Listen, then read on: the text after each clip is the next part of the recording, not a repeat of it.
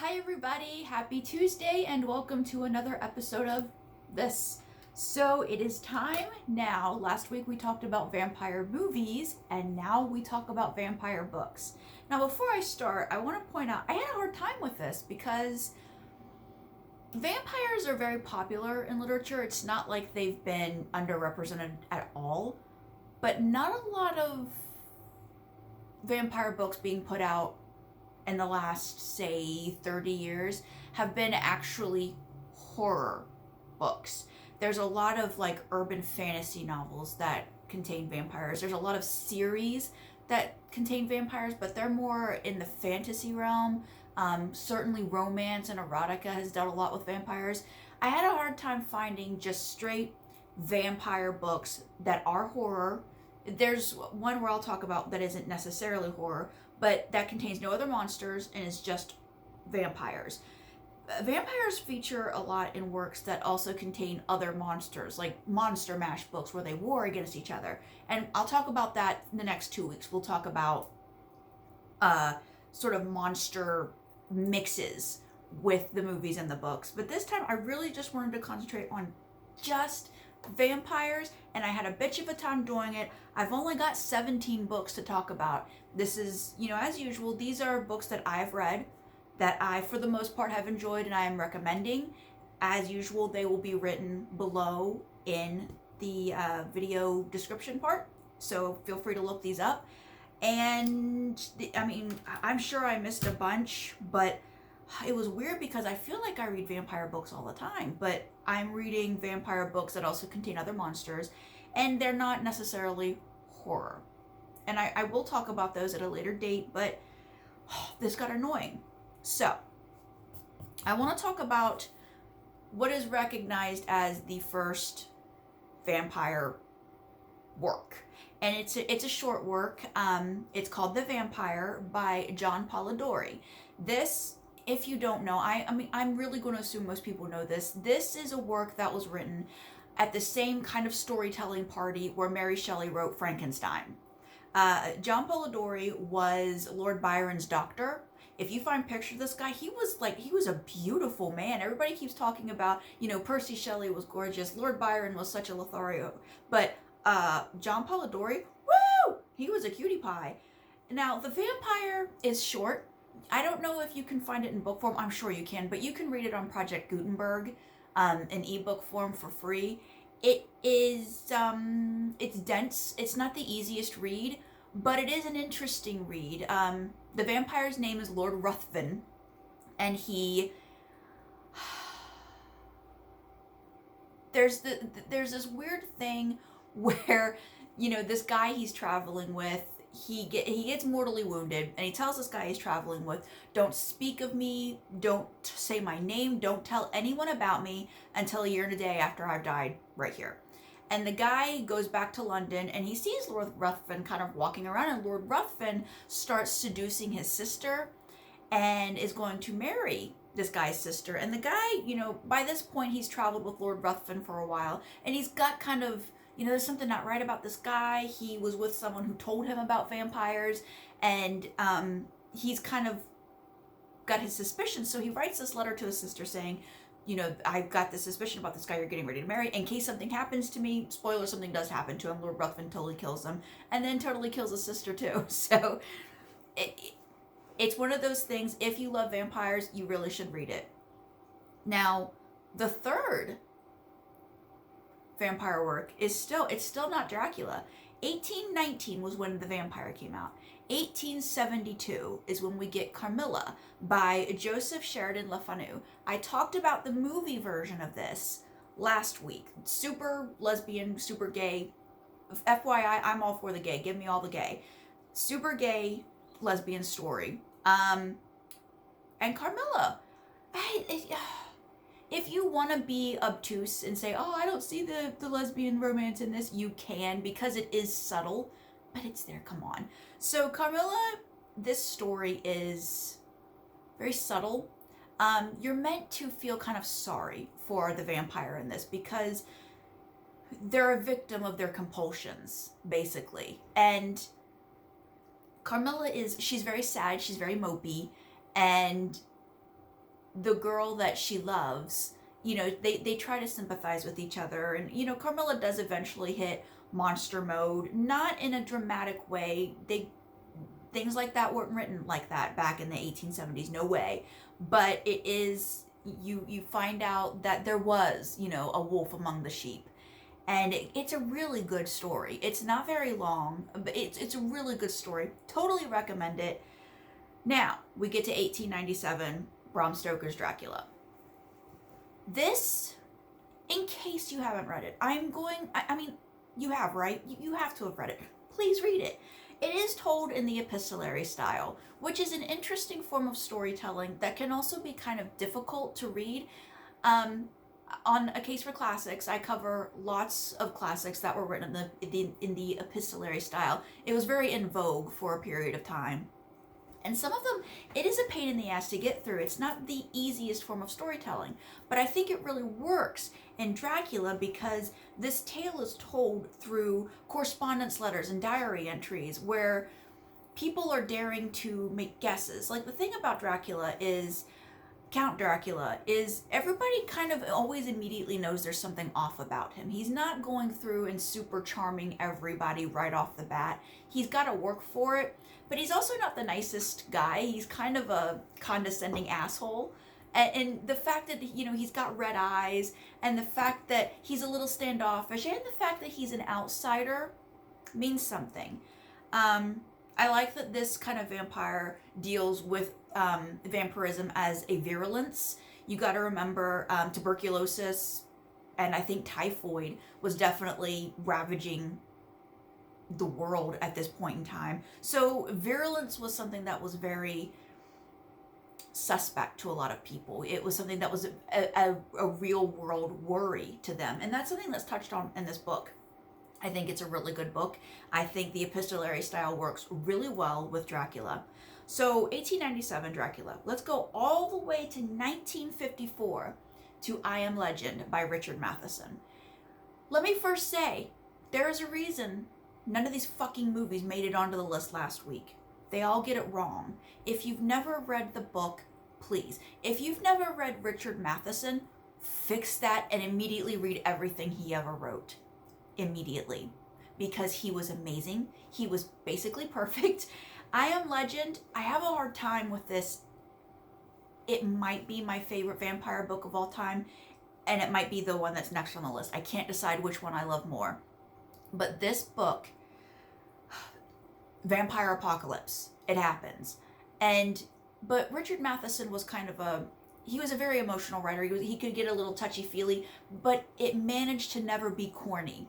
I love Stephen King, but his writing can sometimes get a touch corny, where it's like, oh, come on. Never with Richard Matheson. This book is so goddamn good. You have to read it. If you haven't, you have to. If you have, let's have a yell about how great I Am Legend party. I'll bring the snacks. Seriously, I love this book. Now, we go from 1954 to 1976 to Salem's Lot. I said last week I had feelings about leaving the movie off of the list. This book was always going to make it in. This book is fantastic. It's everything I love about vampires. Virulence, small town, invasion, big spooky house. Like, oh my God, this book has everything that a monster book should have. And one problem I had with the movie, and I think that's why I didn't make it onto the list, is that they kind of switched Barlow and Straker. Barlow is our vampire, and Straker is kind of his daytime ghouly guy. And in the movie, Straker is the kind of suave European guy, goes around talking to everybody, and Barlow is this very Nosferatu-looking, silent, mindless monster. And that's not the case in the movie. In the book, actually, Straker is kind of like this mute, monstrous guy, and Barlow is the suave European. They have conversations with him. The main character, Ben, has conversations with Barlow that are very enlightening and also kind of spooky. Like, Barlow's a very intense, creepy guy, and you miss that in the movie. Don't miss it in the book. This is a superb vampire book. So 1976, let's go to 1981. This book, I'm going to spoil something for you about this book. This book, the first half, you are led to believe that it is a vampire book. And it turns out it is not. What you thought was a vampire is actually something else, kind of like an ageless evil kind of thing. This is The Keep by F. Paul Wilson. It's a great book. I really like it. It's not necessarily a vampire book. It's kind of a gotcha kind of thing. There are a lot of books like that, actually. I had a few that I could have put on here and decided not to. I'm just going to let The Keep kind of represent all of them, where it's like, this is, you go through a lot of the book thinking, this is a vampire. It's not, but it's a good book. And it's a good monster book, actually. So give it a try. Another one in 1981 is They Thirst by Robert McCammon. Robert McCammon is like, he's one of those writers who just almost does no wrong. A lot of people love him, and a lot of people, I've heard he can get a little wordy. I thought this one was okay. I do. I just think it's okay. They Thirst. It's an LA vampire book. Like, the vampire apocalypse is happening. They turn all of LA into this kind of necropolis. Summer's getting tongue-tied today. It's like again with the virulence, again with the overtaking. I said last week I don't necessarily love swarms of vampires, and I don't necessarily love it here, but it is a good book. I didn't feel like I wasted my time on it. Give it a try. 1984, Lust for Blood. This is a nonfiction book. This one goes more into just vampires as a whole, the history of them, the pathology of them. It's an interesting read. It's by Olga Hunt. I think for all the history with vampires, not just Eastern European, but world history, vampires have a place in almost all cultures of the world. And this is a really interesting read. It talks about that. So that's 1984. Let's go to 1991, The Stake by Richard Laymon. Now, I will be upfront and say I'm not really a Richard Laymon fan. You do get tired with the objectification of women in his books. That's not necessarily different in this. The vampire is a woman. She's a very horny woman. But this is a good monster book. It is. I have to give it to the guy. This is a good monster book. I'm sure the guys will love reading about this super sexy, horny vampire woman, but it gets a little tired for the women. But it is a good book. You can get through it. It's not the only thing that goes on. It's a good monster book. 1992, I have The Mammoth Book of Vampires. This is a collection or an anthology. We get lots of big names. Robert Bloch's in this. Who else is it? Let me get the book. It's edited by Stephen Jones. It's got a corny as hell cover. Can you see that? But it's got Clive Barker's in it. Chelsea Quinn Yarbrough's in it. Like, holy shit. Ramsey Campbell, Richard Christian Matheson, David Scow is in it. Simon Clark is in it. Carl Edward Wagner. Any book with Carl Edward Wagner in it is a perfect book. This is a fantastic book of vampire short stories. 1993, we get Afterage by Yvonne Navarro. The vampire apocalypse has happened. Last week I talked about a movie called Daybreakers, where the vampires are farming people for blood and it's getting harder to come by. Daybreakers came much later, but I do not think that it is unfair to say maybe they borrowed some things from Afterage for that movie. This is a good book. The vampires are jerks in this book. And they're also scary, and they're also not holding on to power very well. When it comes to running a society, it turns out the vampires don't do it any better than people do. And that's an interesting thing. Also, let me see. 1999. So Afterage is 93. Let's go to 99 to The Vampire Book. This is a reference book, like an encyclopedia. This book is huge. And it's written by J. Gordon Melton, which is really interesting because J. Gordon Melton, he writes a lot of encyclopedias, but the guy's a religious scholar. He wrote a vampire book. But this book, I mean, I bought this book new, and you can see it's been read and read and read and read and read. It's insanely helpful if you love vampires. if you are a writer and you plan to write about vampires, yeah. What do we have next? 2001. Now, I have to, if I'm going to talk about vampire books, I have to talk about Anne Rice. Now, having said that, I don't believe Anne Rice, her Vampire Chronicles are horror books, because they're really not. There are horrifying elements to them, but there are horrifying elements to every public toilet in this country, and you're not selling tickets to go in there and get a scare, are you? Doesn't necessarily mean they're horror. But they are good. Now, Interview with the Vampire, which was the start, was published in 1976. I'm going to tell you about my favorite book from the series of the her Vampire Chronicles. That book was published in 2001, and it's called Blood and Gold. These aren't small books, but it's not, I mean, this is a average-sized book, and it's really good. This follows the life of the vampire Marius, who in life was a Roman senator, and as a vampire is an artist, and he is interesting, and he sees a lot. There's a lot of history to this book, which I found insanely interesting. This is my favorite of the Vampire Chronicles. I have admitted before, I never finished the Vampire Chronicles. They kind of started, I didn't love the later books, but Blood and Gold, for my money, is the best book. 2006, Descendant by Graham Masterton. So Graham Masterton is another, like, if you haven't read Graham Masterton, fix that. Read everything by Graham Masterton. But, yeah, this book, it is, it leans heavily onto the Eastern European aspects of the vampire lore.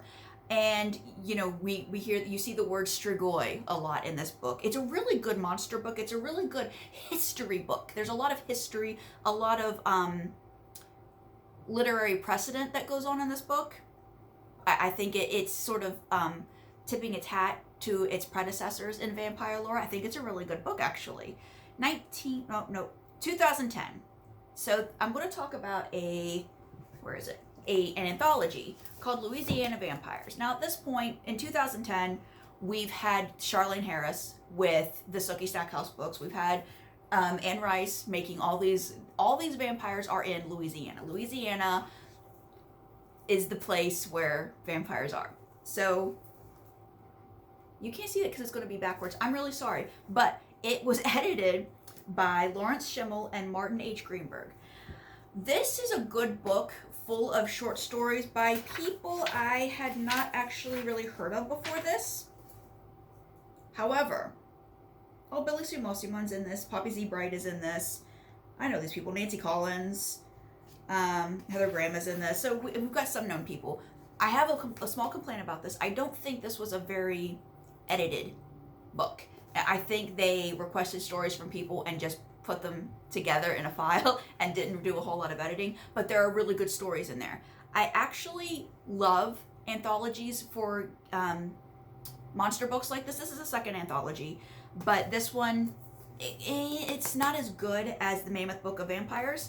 Also, the Mammoth Book of Vampires, this company, whoever put this out, they put out a lot of the Mammoth Book of. They did a lot of these. If you can get your hands on them, like I think there's a Mammoth Book of Swamp Monsters. And if you can get your hands on those, oh, they're so good. So what do?